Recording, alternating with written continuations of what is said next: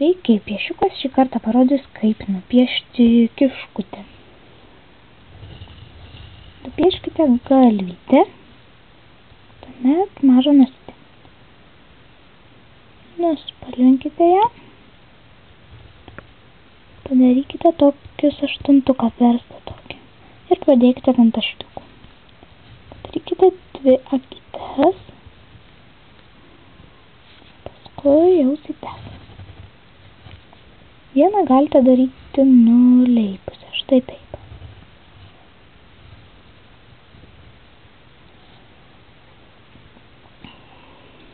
Burnytė. Galima net ir plakučius, jeigu tik norite. Toliau kūnelis. Nupieškite tokius zigzagus apačioje. Iš jų išeinančias porą letenėlių.